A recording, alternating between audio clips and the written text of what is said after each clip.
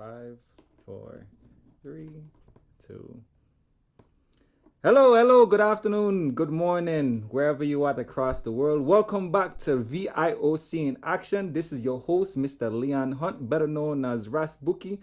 One time for the one time count cool, count quench. Hey, today's a special show because I'm back home over here, so in St. Croix. Everything is blessed. Oh man, it feels good to be back home. But hey, today I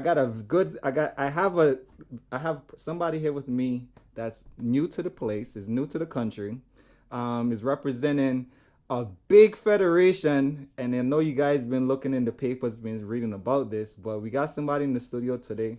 I'm gonna introduce them to you guys in just a little bit. Hey, still keep up there on the NCAAs. The bracket sheets is going crazy. Man, y'all should see I got a couple points up there now. I think I got like 50 points on my bracket sheet. But it's all good, man. So hey, we all good today. Visitor. Can you tell us who you are? Yes, sir. My name is Frances Lee, and I am the new Female Youth Development Officer / coach here at the USVI Soccer Association in St. Croix. You hear that? The soccer fet. Yes, sir. We over here so in soccer going crazy. They got a lot of activity going on. We definitely gonna touch bases on many of those activities. So the world could know what's up, because we see they got a big new stadium coming up, but we ain't want to go over there so fast, right? So let me start though. So who are you? Who literally are you?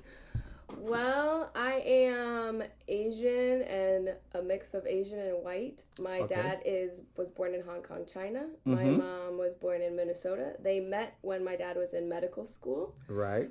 I was born in Edmonton, Alberta, Canada, and then I moved to Iowa, Midwest Iowa, the cold. Iowa, yeah, man, because of my dad's job. So that's basically where I grew up. Went to middle school, high school, and so on. And then you came down here to the Virgin Islands to help us go into the right direction. Yes, sir. Yes, sir. I like that, man. Helping out the youths. So youths meaning from what age groups? I normally work with girls ages 8 to 12. Okay, 8 to 12. So that's literally the youths area. Okay, yes, so the developmental. Okay. Yes. Very developmental. Right. There it is. So yeah, basically getting them introduced. A lot of the girls have never played soccer before, so we're really doing an introductory kind of basically year.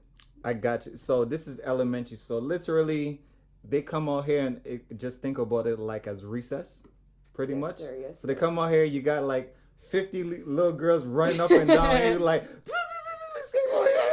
yeah, I be yelling a lot, so I lose my voice a little bit. But it's a joy. Just seeing them, kind of introducing them to the sport of soccer and showing them why they should love the sport and how much it could teach you, how far you could go, and soccer, to me, when I watch soccer on TV, or we can say football, for those out there, football, soccer, not American football. But so when I do watch it on TV or have participated inside of the sport, I just see running up and down. It looked like a ping pong ball of people just going up and down. And it's like I'd get lost in the game sometimes. I can't even find the ball. But I'd just be like, okay, what's going on? I feel you. And it's like, no, I did run track and field. Right. We run in circles, we run in a straight line, we run over things, we run into things.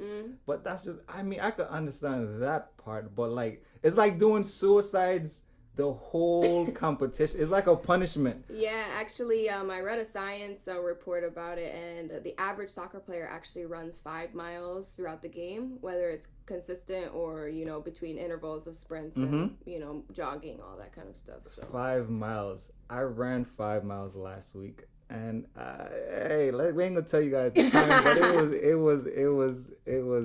it wasn't my best. But it wasn't my best. I'm getting back there. So let me ask you. So in the health of soccer, because so we're in the youths, right? Yes. So what's a fundamental training session that the youths them have to develop before they go on to the junior stage? So basically, explain to us that. The introductory parts of soccer is mostly the basic skills you have to learn. So we work on passing. We work on dribbling. We work on just being comfortable on and off the ball. These are Mm-hmm. very, difficult skills to kind of pick up because they're not normal. A lot of the girls want to catch the ball with their hands. They want to, they want to throw it like a football, or they want to throw it like a basketball, or they want to hit it like a volleyball. It's not a normal thing to use your feet and kick a ball. It really isn't. Right, because your mother tell you stop kicking things and everything. Exactly. So especially in this area here. Exactly. But for the youth development, what we work on mainly is just being comfortable with the ball on your feet. Working on how to pass the ball, what part of your foot you can use, how to dribble the ball, how to keep the ball nice and close to you, and just being comfortable using all different kinds of parts of your legs that you wouldn't be normally used to. Right. So that's something there. So if I'm thinking now about coordination, because at this age, being 6 to 12, I mean they're extremely flexible. Yes. But they look like little noodles out there. Yeah, ain't their doing coordination. anything. Yes. So a lot of that we work on, jumping over cones. We use working on how to run properly. So kind of, moving with track and field, you want to learn how to run properly. Correct. A lot of girls don't know. It's weird, but they don't know how to run right. And, correct. it's one thing we try to teach as well is coordination. How to jump on one leg. How to use your arms while running. A lot of girls want to run just with their legs with no moving your arms. I'm like, they're like zombies. I'm like, why are you like loosen up a little bit? Use your arms. So that all comes with coordination and and especially trying to use the ball on your feet. You had to have a little bit of coordination. You're gonna fall over your feet. So interesting. So hitting the ball, kicking the ball with your feet. Is there a particular way you have to kick? Because when you just kicking the ball, you don't really. I'm gonna go ahead. So is there a particular way to kick a soccer ball? There is. So a lot of the girls, initially at youth, you're gonna want to kick it with your toe. That is incorrect. That's you're gonna break your toe. That's the worst way. That's to why kick my toes then mash up the ball. That's why you're gonna break your toe if you hit it wrong. So mainly, what we try to teach first is using your instep, so using the inside of your foot to pass the ball, to your teammates, to cross the ball over. We teach that first, using the instep of your foot. We then move towards how to use the top of your foot, so where your laces are on your shoes. Yes. That is mostly how we shoot a ball. So how we would shoot at the goal if we want to put power on the ball. So the top of your foot. Yep, the top of your foot, right with where the laces are. Yep, okay. That's how you teach that. And then there are pro players that use the outside of their foot, so they use not the inside, the outside to try to kick a ball and shoot, and the ball will curve. So basically, like a curved ball in soccer too. Okay. But we focus on using the instep, kind of getting them used to not using their toes. Not using your toes. Yes. So can you so we use the top of your feet, the outside of your feet, the inside of your feet to control the ball or do those interesting tricks that I see on Instagram all the time. Absolutely. What about the bottom of your feet, or is that just for stopping the ball? Mostly we use that just to stop the ball. I mean, there's in the bigger games you learn how to. Coaches want to teach you how to slide tackle properly. Slide tackle. Yes. So you see this is legal. Slide tackling is legal to an extent.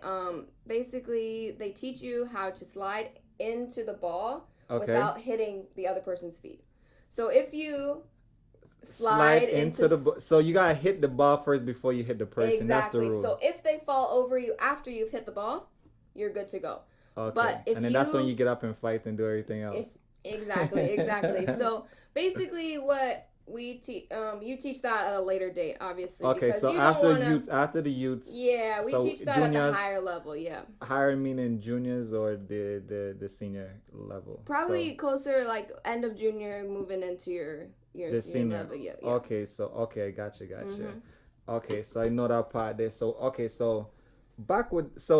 can you cross train or cross styles, like hacky sack?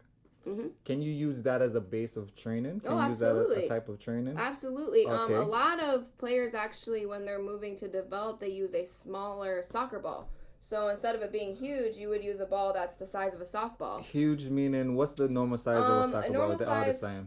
The boys and girls use the same soccer ball? Yeah, so at different age groups, Okay. so from like 4, 5, and 6 year olds, they'll use Okay. a size 4 ball, which is basically the size of a cantaloupe.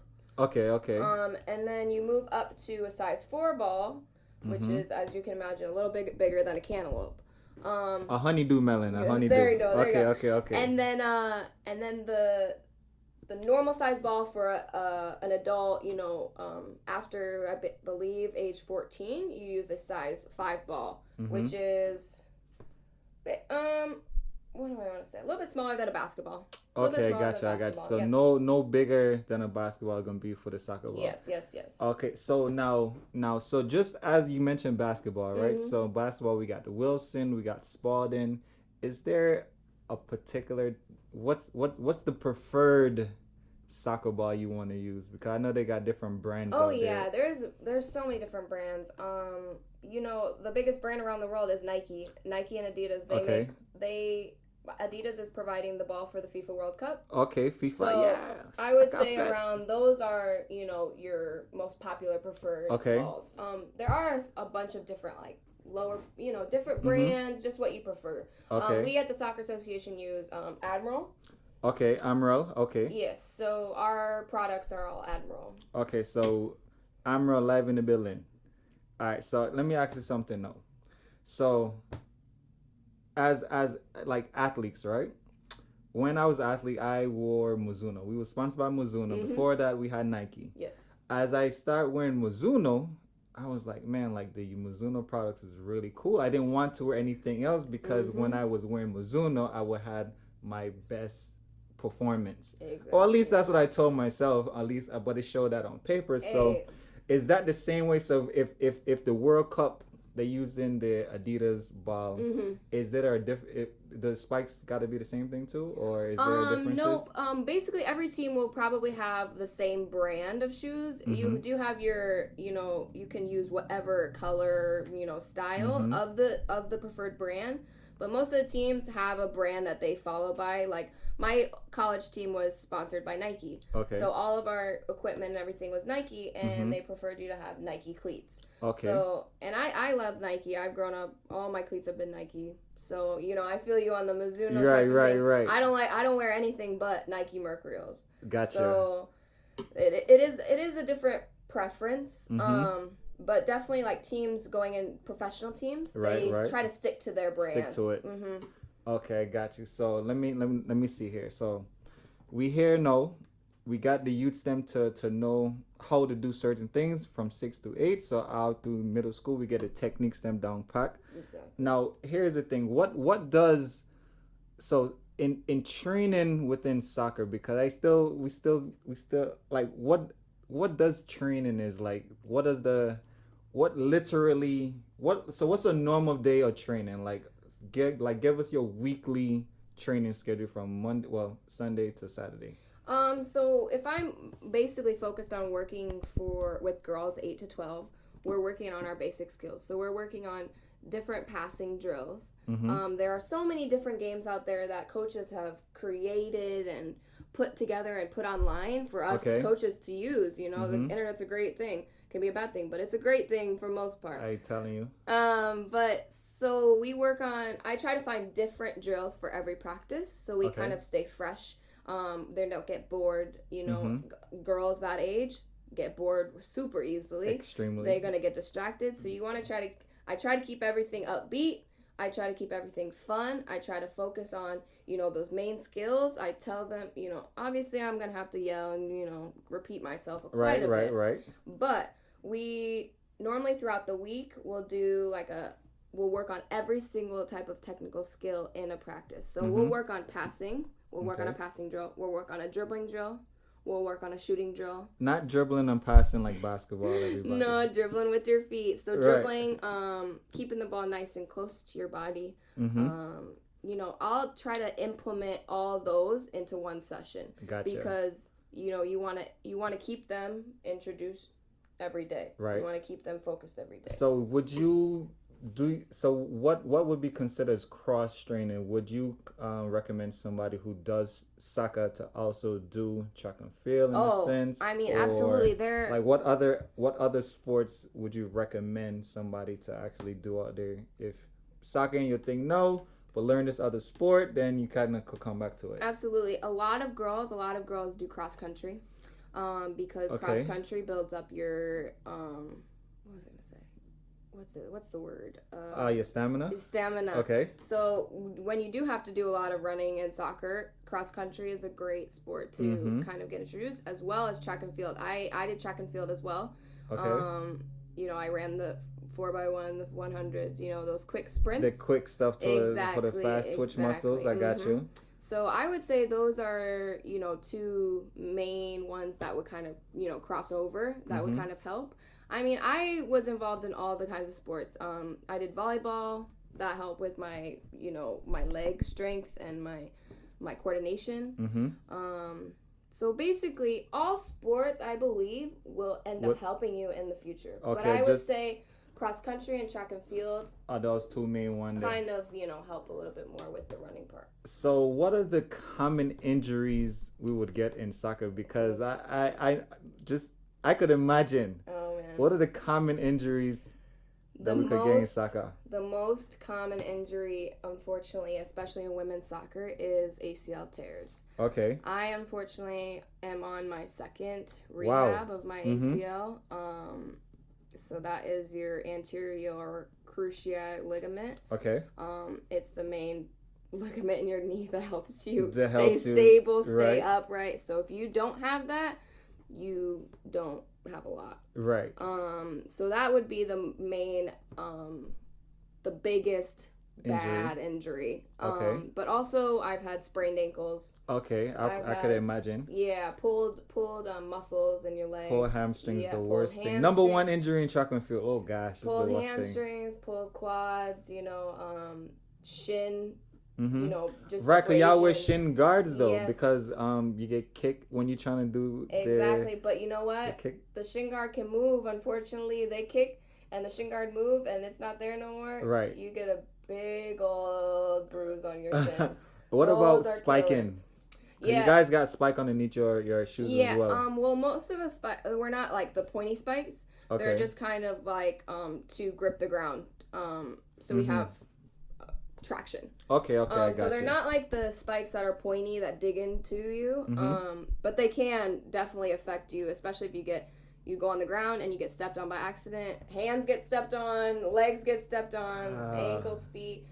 Honestly, you get a lot of you get some damage in soccer, especially at the competitive level, but you fight through it just like an athlete. Right, because I know you got a lot of to be able to be mobile enough. You got to be able to go left, right, across, and so forth. So I would be thinking the hips. Yep. So a lot of hip injury. Yep, there are a lot of hip injuries as well. For sure, if the hip is not as strong to be able to go these different directions, because as we know, it's like we just go on side to side, up and down. That's how we learn. The team's looking up. And a lot of in soccer is change of direction. Correct. So especially when it comes back to that ACL, if you plant your knee and you push off wrong, your ACL is gone. It's gone.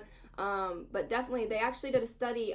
Your hip mobility actually goes towards your ACL. So So if you have strong hips, you're more than likely not to tear your ACL. Okay.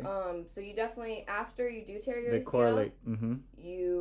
I've been doing a lot of hip strengthening. You really focus on those other factors. So hip strengthening. So it sounds good, but a lot of people don't know what they might just say. Hey, let me just do the adductor and deductor, abductor and abductor, and then that's it. But so other hip strengthening exercises can be I guess you call it a hip circuit. Is usually when you're on the ground and you do like the fire hydrants and the different angles with your getting legs. That mobility. Exactly. Resistant bands. I use them on a daily. They are fantastic. You can use them anywhere. Right, you can use them at home, at the gym, on the beach, outside, on the sidewalk. You can go out in the street and do them if you want.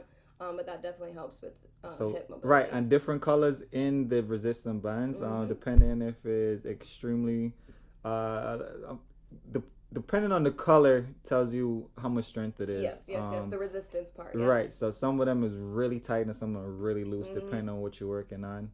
And then the hip thrust, when you lay down on your back and you do Throw your like a hips bridge, up. like a bridge, like a bridge. Yep. So those are pretty cool. Yes. Those help a lot. And then, so in soccer, since we're on training now, the weightlifting, how often do you guys lift? Not necessarily the youth age, or you guys do body weight lifting? I try to get them, we move that with like the coordination part. We kind of add in like a few, how your knees should look. You know, a lot of girls' knees, unfortunately, push inwards, which is actually a bad thing. You're more prone to tear your ACL if your knees bend in. So they get knock knee. Yeah, so we kind of try to focus on that aspect at that age. Okay. When you start weightlifting is around 14, 15, 16. Okay, so when we start getting the juniors into the seniors, okay. Exactly. That's when weight training becomes super important. All right. Especially for, you know, the more competitive age group. You need the leg strength, you need your quad muscles, you need your calves, you need all that to be super tight. Gotcha. Hey, look here, man. We about to go on commercial break real quick. Iron Man, don't go out. We'll be back in a little bit. Me and Coach sitting here telling Iron Man about soccer and all the insiders and outside. Boom! Haha.